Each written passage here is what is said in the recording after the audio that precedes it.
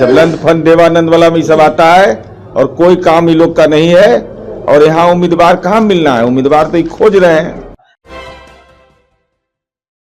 नमस्कार, आप देख रहे हैं सिटी पोस्ट लाइव और आपके साथ मैं हूं अंजलि। बेतिया और बगहा में आज एनडीए का प्रेस कॉन्फ्रेंस रखा गया, जहां पर एनडीए के समक्ष नेता वहां पर मौजूद थे, चाहे वो बीजेपी के हो या जेडीयू के हो।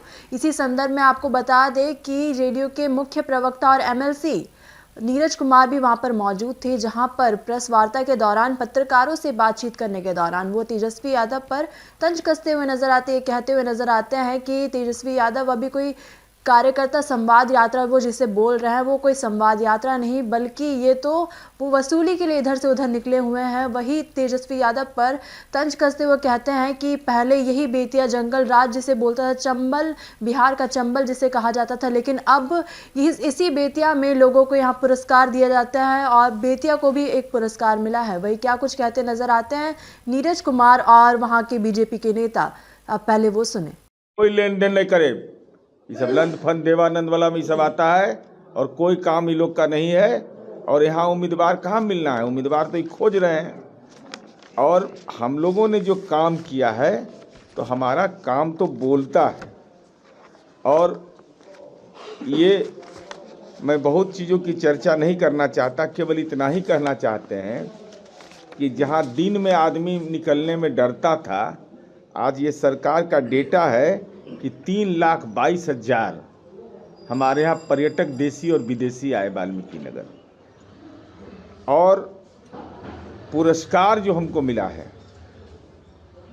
यह स्मरण करने योग्य है कि जब राजीव गांधी इस राज्य के देश के प्रधानमंत्री थे, उन्होंने बेतिया की सभा में कहा था कि और उसमें माननीय बिंदेश्वरी दुबे जी राज्य के मुख्यमंत्री थे, उन्होंने कहा कि एक नया उद्योग पनप रहा है यहाँ, वह था फिरौती के लिए उद्योग, अपहरण होता था। और आज उस वाल्मीकि नगर को हमको लगातार पुरस्कार मिल रहा है। इंडो डाइवर्सिटी अवार्ड मिला, विश्व व्याघ्र दिवस पर अवार्ड मिला, 2014 से 18 में भारत सरकार द्वारा बहुत अच्छा श्रेणी में इसको माना गया, 17 में आरबीएस अर्थ हीरो अवार्ड मिला है बिहार में। बताइए, हीरो अवार्ड मिला है वाल्मीकि नगर को, तो ये हमारी उपलब्धि है। और हम लोगों ने जो काम किया है उस काम के बारे में और हमारे साथी बताएंगे। हम केवल यही अनुरोध करने के लिए आए हैं कि जो विरोधी भी मेरा है उसका गली भी हम ही बनाए हैं, उसे गलियों ने बना था, एगो बड़का बड़का नेता था टोपी पहन। धन्यवाद। और आप सभी पत्रकार बंधु यहाँ आए, आप सभी का स्वागत। एक नई परंपरा की शुरुआत हो रही है पूरे बिहार में और पूरे देश में, कि जब यहाँ हम लोग करते थे कि बीजेपी, जेडीयू, लोजपा, हम, रालोमो, तो अब सब यहाँ एक दिखेंगे, हम लोग सारे के सारे एक दिखेंगे कि एनडीए के बैनर के तले। आज बैनर के पीछे आप लोग देख रहे होंगे कि एनडीए का बैनर लगा हुआ है, इसके पीछे काम होगा। अब हम लोग एक पार्टी के रूप में नहीं, गठबंधन के रूप में एक स्वच्छ राजनीति की शुरुआत कर रहे हैं, जिसकी शुरुआत आगाज आज से हो रही है। 15 तारीख को हमारे सभी पांचों दल के अध्यक्ष जो एनडीए के घटक दल हैं यहाँ एक बहुत बड़ा सम्मेलन करने जा रहे हैं, कार्यकर्ता सम्मेलन यहाँ होगा, पब्लिक को संबोधन करेंगे वहाँ। और देखिए, बेतिया के लिए तो भी माननीय जो हमारे प्रवक्ता जदयू के, उन्होंने तो बहुत कुछ बताया। बेतिया की एक बहुप्रतीक्षित योजना थी मदनपुर से पनियावा, आप सब इसका महत्व जानते होंगे, जो उत्तर प्रदेश से जोड़ता है, NH 727A, इसका निर्माण माननीय मुख्यमंत्री जी यहाँ करवा रहे हैं। ये यहाँ के लिए एक वरदान साबित होगा। ये वाल्मीकि नगर में लवकुश का जो पार्क का निर्माण करवाया जा रहा है, ये सब वरदान साबित होगा। और इस सनातन के लिए भी एक बहुत बड़ा तीर्थ स्थल यहाँ ये बनने जा रहा है। ये डबल इंजन की सरकार जब से इस देश में बनी है, देश लगातार विकास के रास्ते पर कंटिन्यूसली आगे बढ़ता जा रहा है। 2005 में देखिए, उससे पहले यहाँ क्या था, 2000 के पहले इसको मिनी चंबल इस इलाके को कहा जाता था। यहाँ डकैतों का राज था, गुंडों का राज था। सुप्रीम कोर्ट ने क्या क्या कहा था, क्राइम ऑफ यूनिवर्सिटी और क्या क्या वर्ड, मिनी चंबल, सब कोर्ट का कहा हुआ वर्ड है, इससे उनको नवाजा गया था। तो नीतीश राज एनडीए सरकार आने के बाद इससे इसको मुक्ति मिली। जो बेतिया से आने में पहले यहाँ 3.5 घंटा लगता था, शाम 6 बजे के बाद 40-50 गाड़ी इकट्ठा होती थी तो पुलिस एस्कॉर्ट करके यहाँ तक लाती थी। आज हम लोग 11 बजे 12 बजे रात में महिलाएं पुरुष सब जाते हैं, किसी को कोई भय नहीं है। इस सुशासन का संकल्प ये होता है। यह गठबंधन जो हम लोग का एनडीए गठबंधन है ये नीति और विचारधारा पर आधारित है। आप देखिए इंडिया अलायंस के विषय में वो लोग क्या बयान देते हैं। इंडिया अलायंस तो लोकसभा तक ही था, बिखर गया, टूट फूट गया। लेकिन हम लोग देखिए आज कितने इंटैक्ट, इसलिए इंटैक्ट हैं कि हमारी केमिस्ट्री मिलती है। और मैं बड़ा बढ़िया से आपको बता दूं कि जब हम यह बात करते हैं कि हमारा गठबंधन नैसर्गिक स्वाभाविक क्यों है, क्योंकि हमारी केमिस्ट्री मिलती है। तो केमिस्ट्री मिलने ही जब ये हम बोलते हैं, सिर्फ हमारा भाषण नहीं होता है।